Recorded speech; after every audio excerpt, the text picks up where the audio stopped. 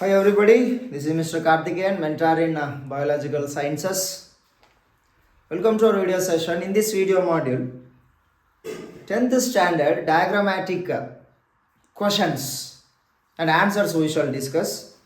So the first diagram in this video module we are going to discuss LS of flower, longitudinal section of a flower. So based on this diagram, nearly 22 questions are there, the possibility to ask on this diagram. 22 questions.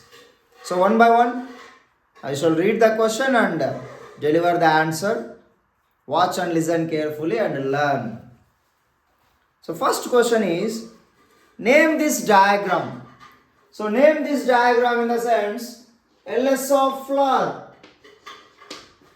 So the diagram name is LS of flower, longitudinal section of the flower. Name the parts in it. So in a flower, generally, what are the parts? Gynoecium, androecium,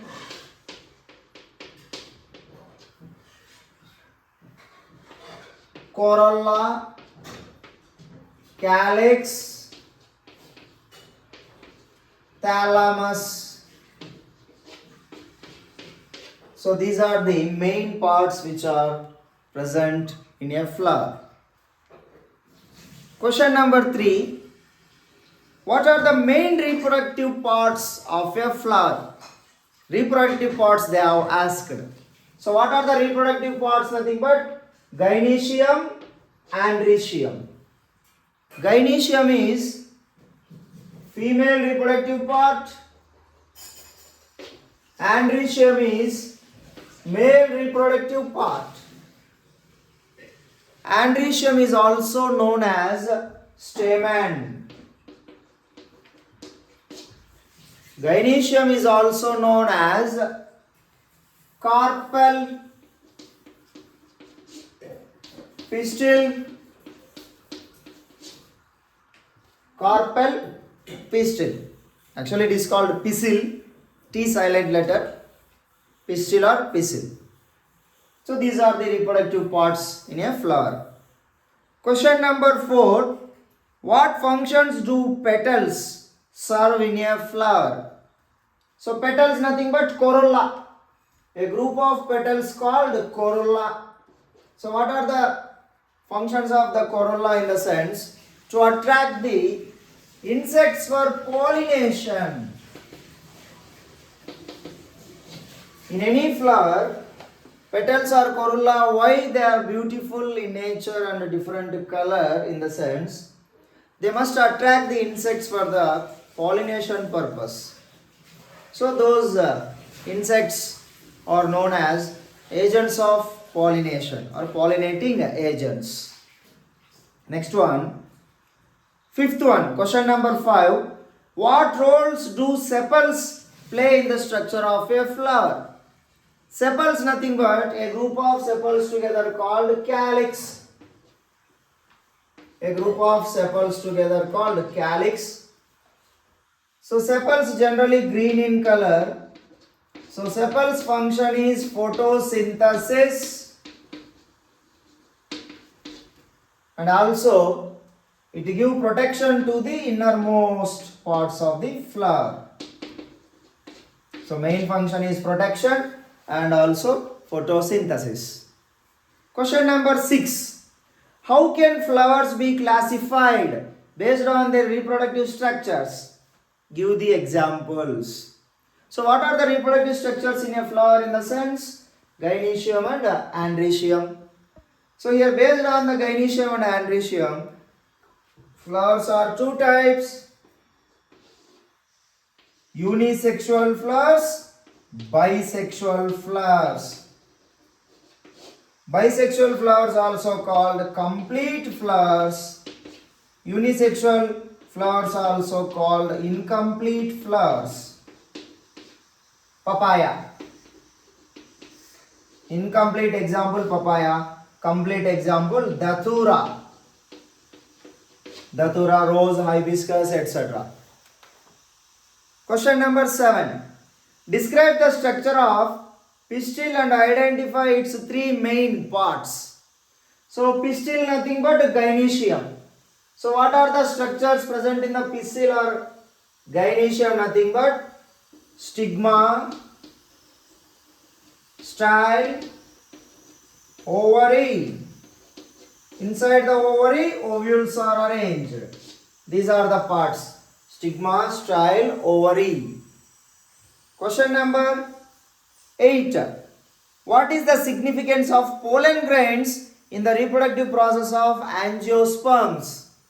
So pollen grains nothing but these are produced by androecium. Pollen grains are produced by androecium.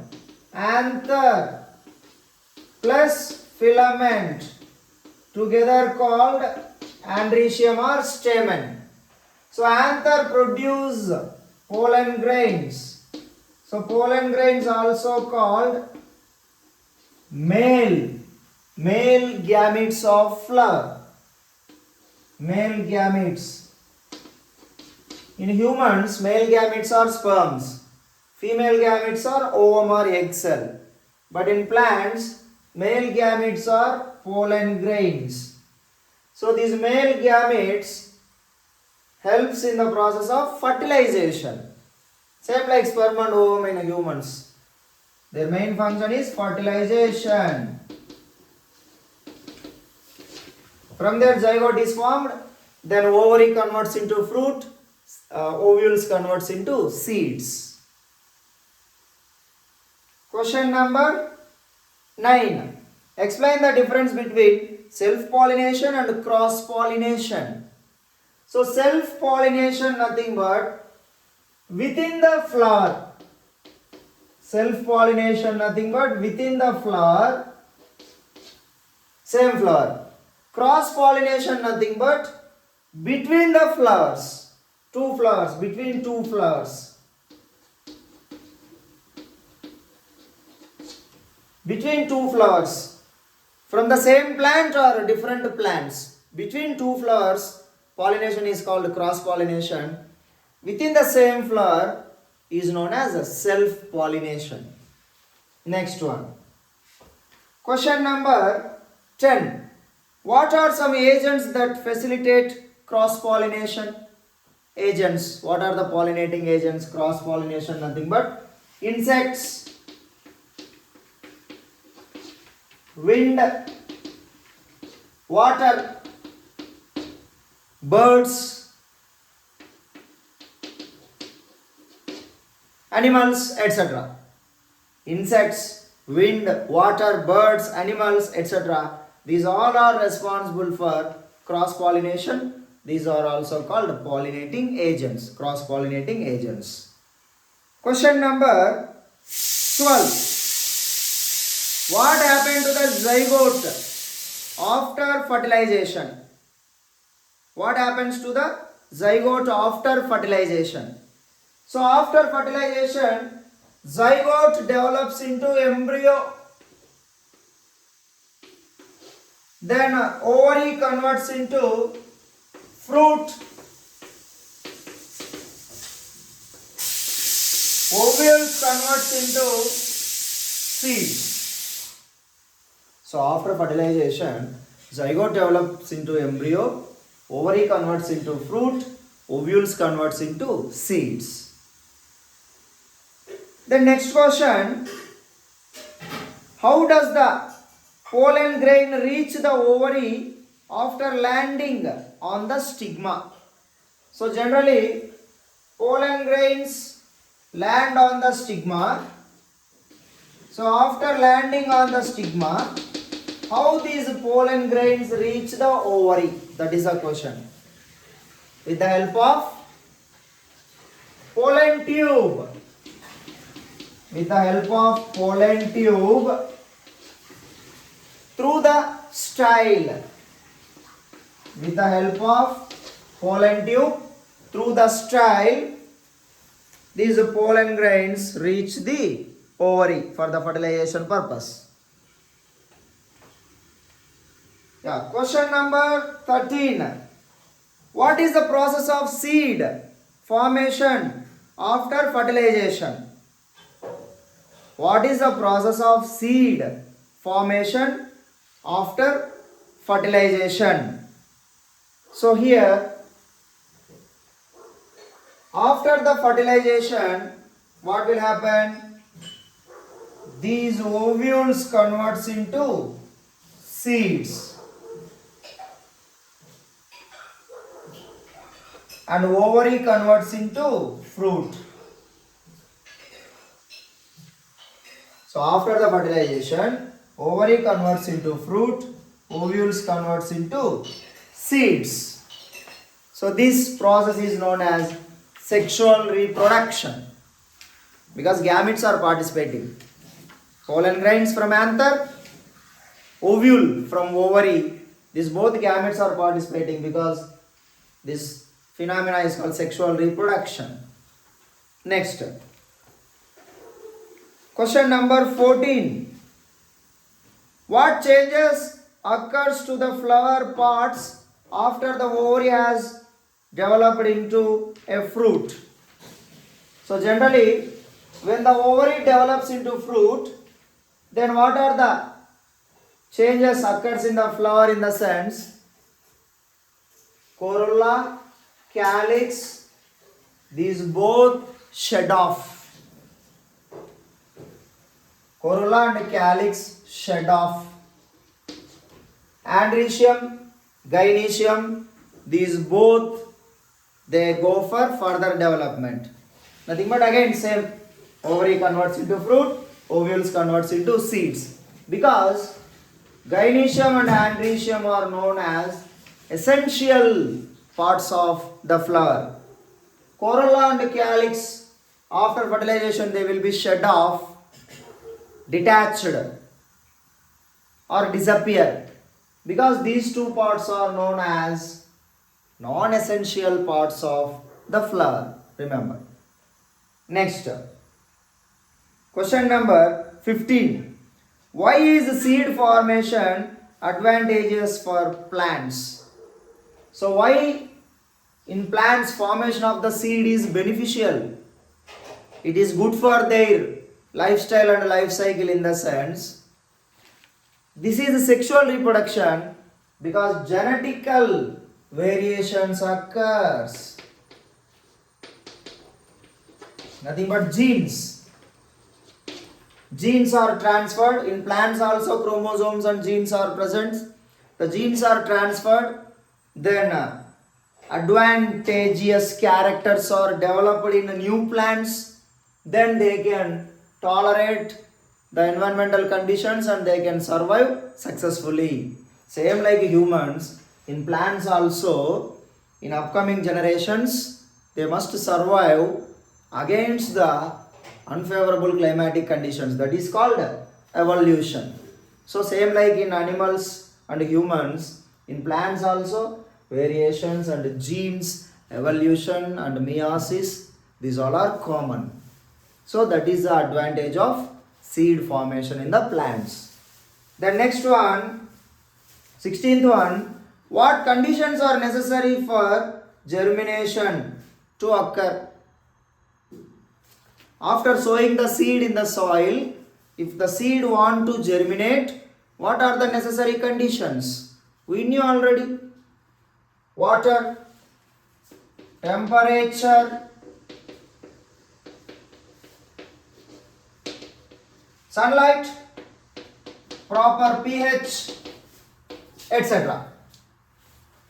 So soil, water, temperature, sunlight, proper pH, etc. These all are the favorable condition for the germination of the seed. Among these all, if any one is not favor, seed may not germinate. It will delay in its germination. That is called dormancy. Seed dormancy.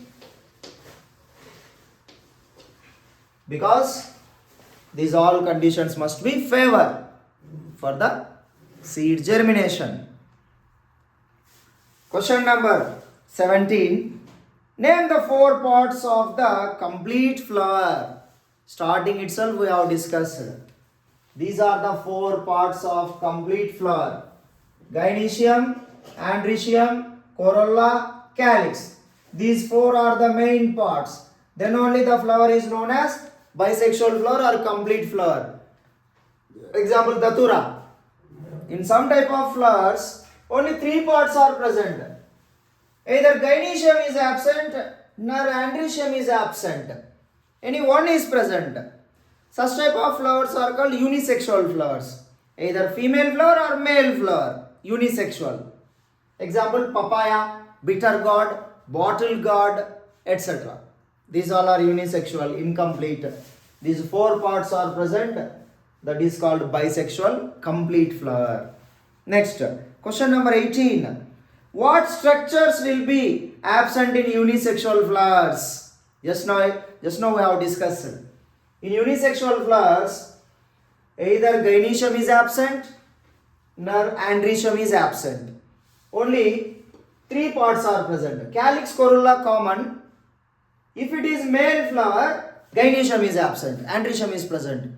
If it is female flower, along with these two, gynoecium is present, androecium is absent. So in a unisexual flower, androecium or gynoecium, any one structure is absent. Because that flower, it may be female flower or it may be male flower. Next, question number 19. Name the male reproductive part in the flower. Androecium. Androecium is the male reproductive part of the flower. Androecium is also called stamen. Stamen. Anther plus filament together called stamen. Stamen also called androecium, male reproductive part of the flower. Question number 20. What is the female reproductive part in a flower? We have discussed already. Gynoecium. Gynoecium is known as female reproductive part of the flower. So what parts are present in gynoecium? Three parts. Stigma, style, ovary. These three together called gynoecium. Gynoecium is also known as carpel. Gynoecium is also known as pistil. T silent letter, pistil also we can call. Next, last question. In which part of the stamen pollen is produced? We have discussed already. Stamen is also known as androecium. Anther plus filament. So where these pollen grains are produced? Anther. In the anther, these pollen grains are produced.